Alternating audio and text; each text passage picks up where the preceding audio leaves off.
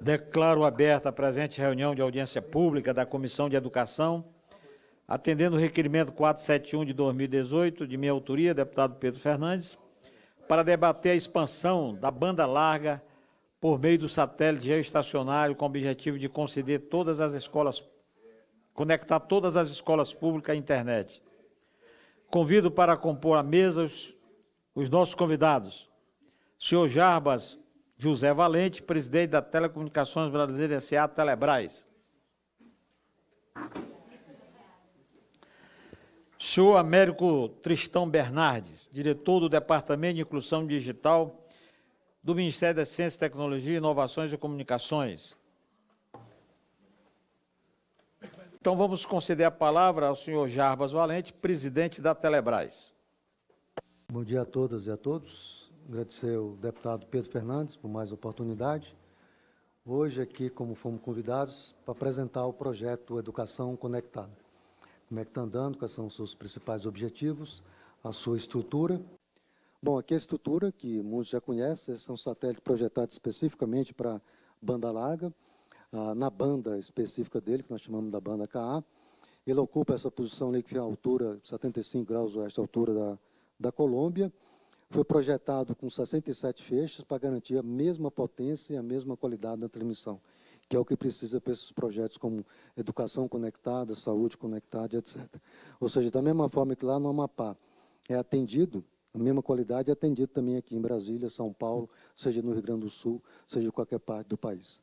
Isso ele é controlado por 4 sistemas de comunicação, uma em Brasília, um no Rio de Janeiro, uma em Florianópolis, outra em Campo Grande, e tem um backup automático, porque se tiver qualquer problema com uma dessas aí, mesmo tendo dupla abordagem, etc., sempre tem problema, é transferida para a Bahia, lá em Salvador, e assume todas as comunicações.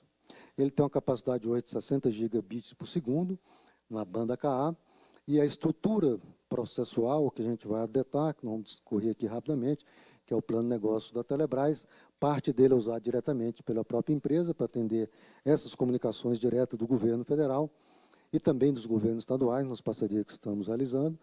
E a parte excedente, nós fizemos uma parceria com a operadora, no caso uma operadora americana, que ela vai levar a banda larga para todas as regiões do Brasil. Junto com a Telebrás, nós vamos mostrar aqui como é que é o programa Internet para Todos e também o programa da Agricultura Conectada. O projeto Educação Conectada é muito mais do que conectividade que está ali. Foi um desenvolvimento, muito recurso colocado, os recursos educacionais são todos digitais, em plataformas hoje integradas, recursos computacionais de alto nível, que permite, então, levar para o aluno a disponibilização do conteúdo que tem hoje em todos os países do mundo. Para isso, depois de desenvolvido isso, de ter também a parte de formação dos professores, também com plataformas toda digitalizada, é que você não pode estar usando 1 megabit por segundo. Tem que estar usando no mínimo 10 ou mais, porque você precisa de alta qualidade na comunicação e confiabilidade para ter acesso a essa infraestrutura.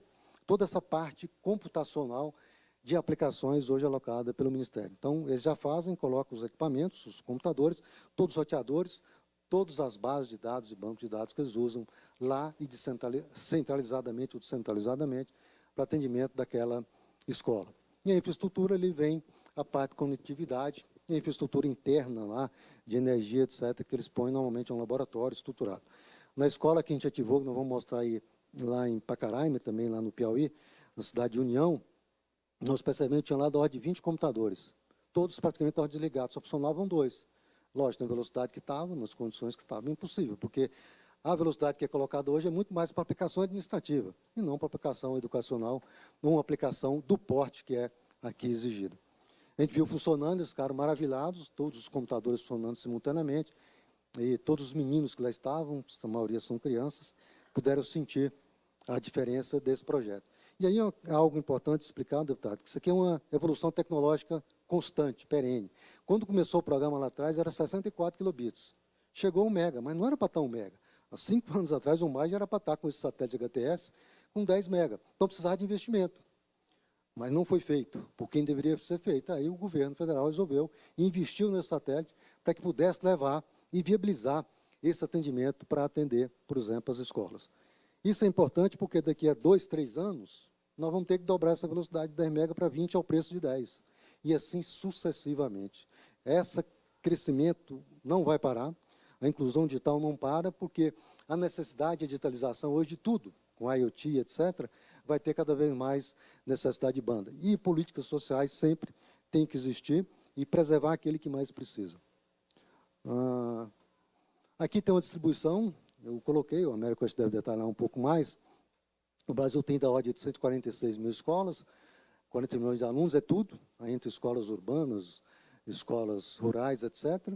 São 62.518 escolas, já com laboratório, com toda aquela estrutura que a gente mostrou naquela transparência anterior, prontas, são da ordem de 1 milhão e quase 600 mil computadores. Muitos desses nós chegamos, estavam lá, estavam desligados, encaixotados, não estavam funcionando, que agora tem a condição de atender essa comunidade. Do número das escolas, especificamente, aqui tem o primeiro contrato, que esse contrato, que depois nós vamos falar que foi questionado agora recentemente, prevê a execução dos programas GESAC para 15 mil pontos. Dos 15 mil pontos, o Américo já solicitou 10.410 pontos distribuídos dessa forma aí. Se verem claramente onde é que estão esses pontos. Nordeste, porque hoje não é atendido. Norte do Brasil, também da mesma forma, se somos dois ali, mais parte do Sudeste e o Centro-Oeste. Então, a distribuição está clara onde é que precisa chegar, que é o tal do Tratado das Tordesilhas nas comunicações. Precisa de banda larga nesses pontos. Como é que está distribuído? 78% desses 10 mil pontos já solicitados pelo Ministério está em escolas. São 8.120 escolas que a gente deve instalar essas escolas todas até dezembro desse ano. Aí tem telecentro, como eu falei, tem unidade de saúde, tem educação tecnológica, agência formadora, que são centros de pesquisa, associações cooperativas, forças armadas, da ordem dos postos hoje de fronteiras, da ordem de 187, bibliotecas, universidade aberta, virtual, centro de educação, centros culturais, aldeias indígenas, órgão público federal, quilombolas, da ordem de 18, assentamentos e outros, que aqui não foi caracterizado, totalizando ali 10.410. Esse é um projeto, como eu disse há pouco, o maior projeto de inclusão digital e social que está acontecendo no mundo, não é só no Brasil, ou seja, comparando o que aconteceu no mundo, pelo tamanho que é e pela qualidade, a infraestrutura está sendo alocada, desse satélite foi projetado exatamente para isso, dessa reformulação regulatória que foi feita em 2010 também, com essa visibilidade. No Brasil, o projeto que leva a internet rápida às áreas mais isoladas do país começou a funcionar. A internet em banda larga passa a ser parte do dia a dia da escola pública de Pacaraima, em Roraima, na fronteira do Brasil com a Venezuela. E o professor de informática já não vê limites para seus alunos. Vai fazer com que os alunos tenham o mesmo conhecimento, o mesmo conteúdo que um aluno americano, um aluno indiano, um aluno chinês tem lá nos seus países. O programa Educação Conectada chega a escolas públicas em regiões isoladas do país pelo satélite SGDC, que custou quase 2 bilhões e 800 milhões de reais ao governo federal. O satélite estava pronto para operar desde abril, mas uma disputa judicial suspendeu por 3 meses a oferta do serviço. Esta semana, a presidente do Supremo, ministra Carmen Lúcia, reconsiderou uma decisão que suspendia o contrato da Telebrás, que opera o satélite, com a empresa americana Visasat, que fornece o serviço de internet. E agora o governo tem planos de levar o programa a 7.000 escolas públicas do país até o fim do ano. Essa é a primeira antena de acesso à internet em banda larga instalada em uma comunidade indígena. Fica na terra Raposa Serra do Sol, a 275 quilômetros de Boa Vista. Roraima será o primeiro estado a fornecer o serviço em todas as escolas, que no futuro vai ser estendido também a hospitais e postos de saúde de todo o país. Que nós possamos, em aproximadamente 2 anos, estar com quase a totalidade já das escolas brasileiras, dos equipamentos de saúde cobertos pela internet, o que vai melhorar a qualidade da educação e principalmente a qualidade do tratamento de saúde para aqueles que dependem do poder público para atender, para cuidar da sua saúde. Tereza Indiamacuxi espera ansiosa pelo acesso à internet. Vai abrir um mundo novo, coisas novas, muito melhor. Aí deu para ver até no vídeo que eu estava com o celular na mão filmando. A qualidade do tratamento de saúde para aqueles que dependem do poder público para atender, para cuidar da sua saúde.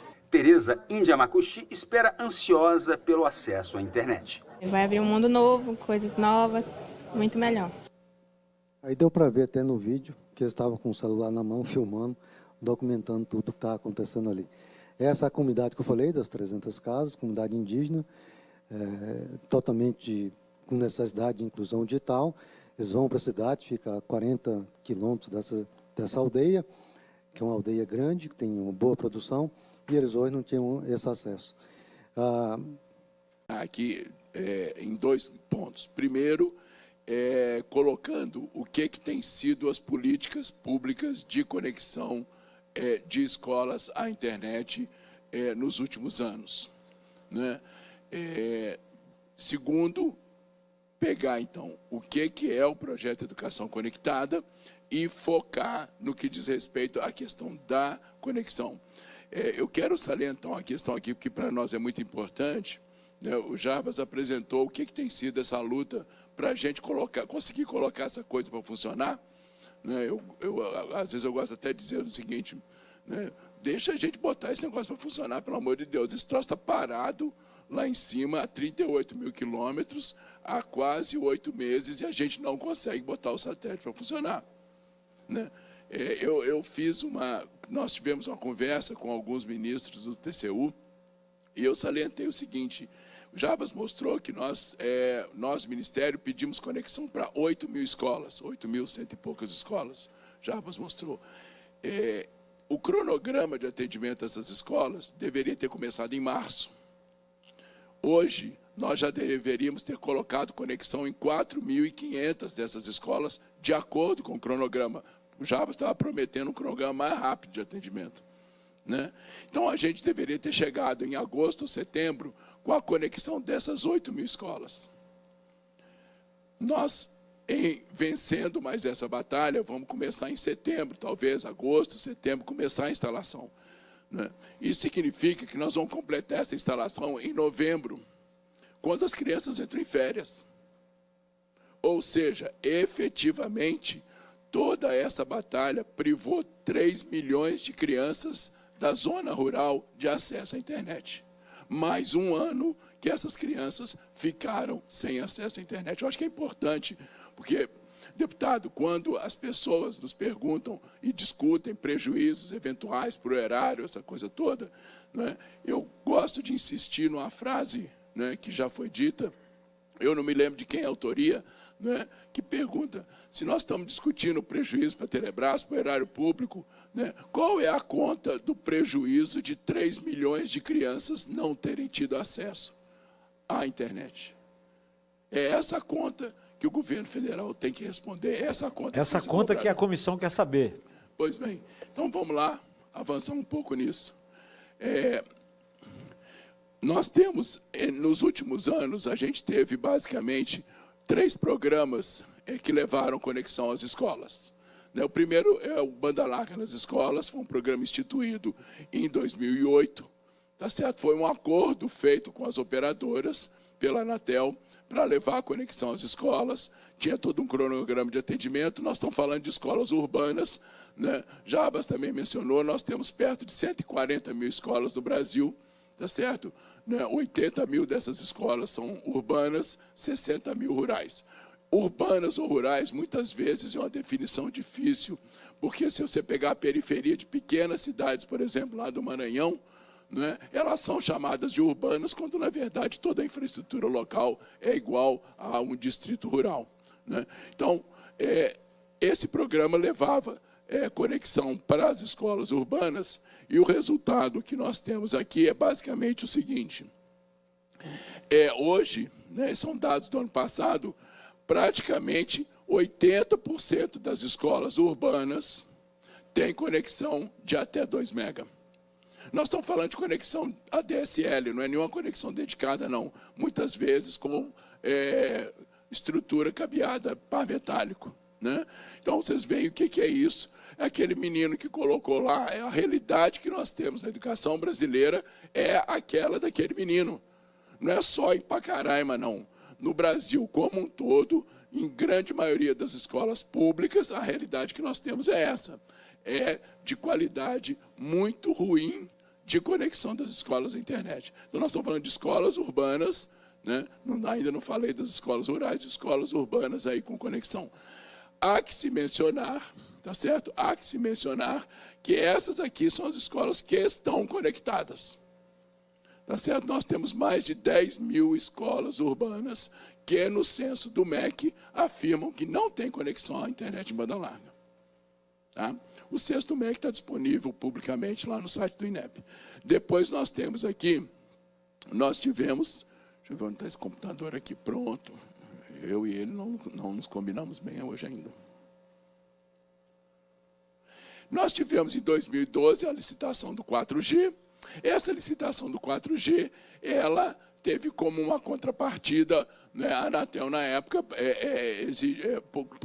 colocou em licitação o atendimento às escolas rurais em 450 MHz, não teve propostas, então criou-se uma obrigação. Importante eu fazer só um asterisco aqui, uma pé de página, uma nota de pé de página, né? As políticas que o governo, em geral, desenvolve, né, são aquelas políticas que a gente chama de filé com osso. Né? Quer dizer, você, para criar algum tipo de atendimento nas regiões que são economicamente desfavoráveis, você vincula esse atendimento às regiões mais favoráveis. Tá? Então, aqui, a ideia é que você atenderia as escolas rurais. Então, agora nós estamos pensando em escolas rurais que estão até 30 quilômetros da sede dos municípios. Bom, começaria com 256K e até 2015, até dezembro de 2015, portanto, há quase 2 anos e meio atrás, todas as escolas rurais já deveriam ter sido atendidas. Todas as que estão até 30 quilômetros. Isso dá quase 96% das escolas rurais. Tá? São 60 mil escolas rurais no Brasil. Agora vejam como é que ficou o atendimento. Até 2015 já era para estar chegando em 1 mega.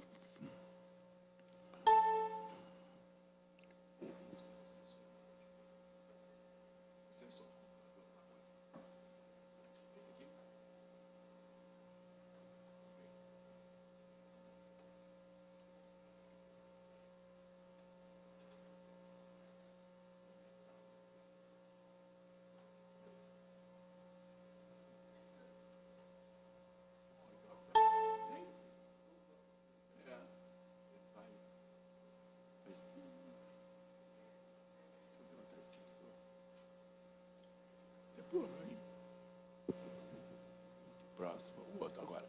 Então, vocês vejam aqui, nós temos aqui de 54 mil escolas rurais, tá certo? Eu disse, 96% eram para estar atendidas. No entanto, perto de 25 mil só foram atendidas, ou seja, não se cumpriu.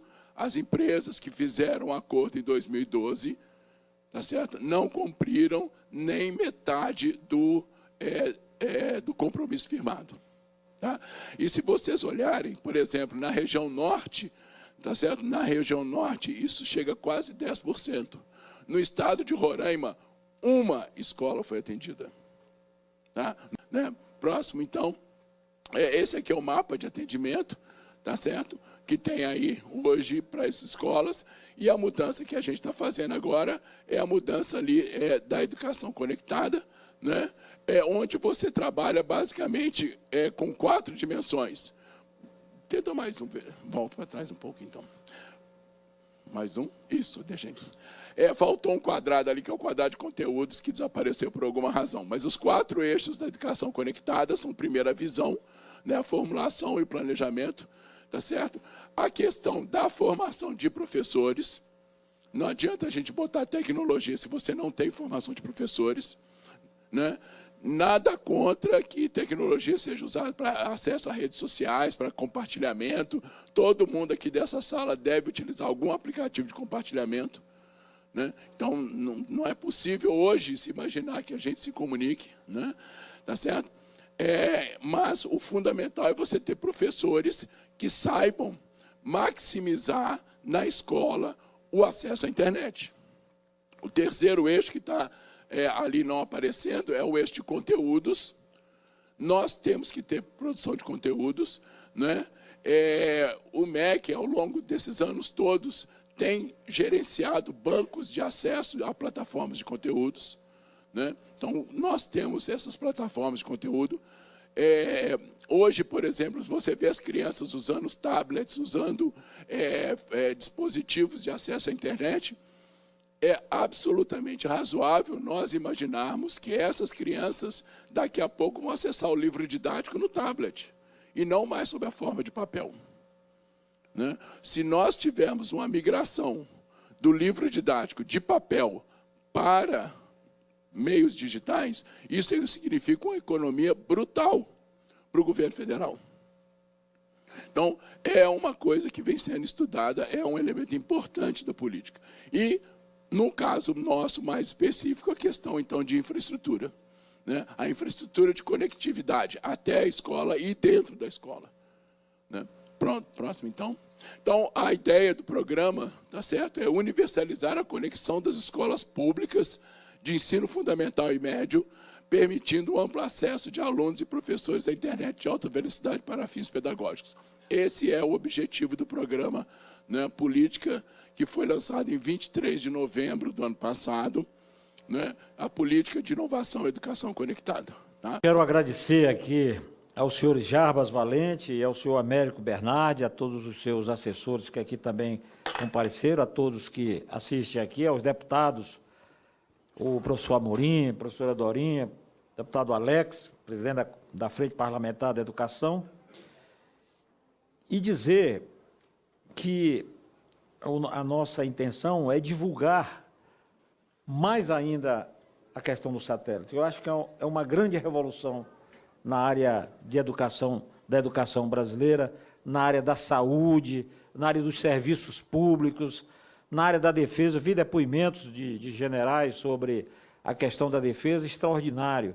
Não só cobre o Brasil como todo, 8 milhões de quilômetros quadrados, mas chega a 20 mil porque atinge praticamente a costa da África, toda coberta na questão da defesa. Então, nosso papel aqui é divulgar e ver esse interesse. Agora, o grande diapasão que a pessoa tem de entender é o seguinte: nós temos internet, na minha região, por exemplo, internet de baixa qualidade, caríssimas.